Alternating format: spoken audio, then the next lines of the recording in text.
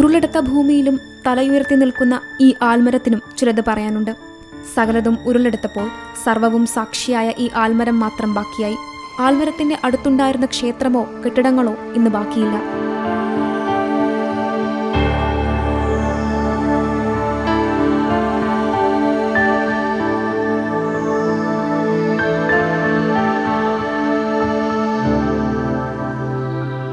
ചൂരൽമല ശ്രീ ശിവക്ഷേത്രത്തിന്റെ ചുറ്റുമതിലിനുള്ളിലായിരുന്നു ഈ ആൽമരമുണ്ടായിരുന്നത്. മലവെള്ളപ്പാച്ചിലിൽ കല്ലും വലിയ പാറക്കഷ്ണങ്ങളും മരത്തടികളും ഈ ആൽമരത്തിൽ തങ്ങിയാണ് താഴേക്കൊഴുകിയത്. അതിനെ തുടർന്നുണ്ടായ മുറിവുകൾ ഇന്നും ആൽമരത്തിൽ ശേഷിക്കുന്നുണ്ട്.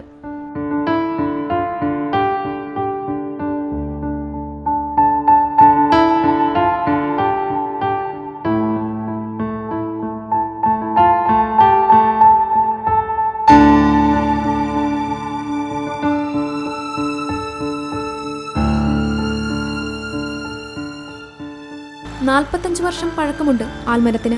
കൂറ്റൻ പാറകളും മരങ്ങളും കെട്ടിടാവശിഷ്ടങ്ങളും ആഞ്ഞടിച്ചപ്പോഴും വേരുകൾ ആഴ്ത്തിയ മരം ഒട്ടുമേ അനങ്ങിയില്ല. ഇതേ ആലിൽ തന്നെയാണ് ചൂരൽമലയിൽ നിന്ന് മുണ്ടക്കൈയിലേക്ക് കടക്കാൻ വടം കെട്ടി രക്ഷാപ്രവർത്തനം നടത്തിയത്. സൈന്യം താൽക്കാലിക പാലം പണിയാൻ പ്രാഥമിക പ്രവർത്തികൾക്ക് ആശ്രയിച്ചതും ഈ ആലിനെയാണ്. ഉരുൾ ബാക്കി വെച്ച ചൂരൽമലയിലെ ഭൂമിയിൽ ഇപ്പോഴും ഉലയാതെ നിൽക്കുകയാണ് ആൽമരം.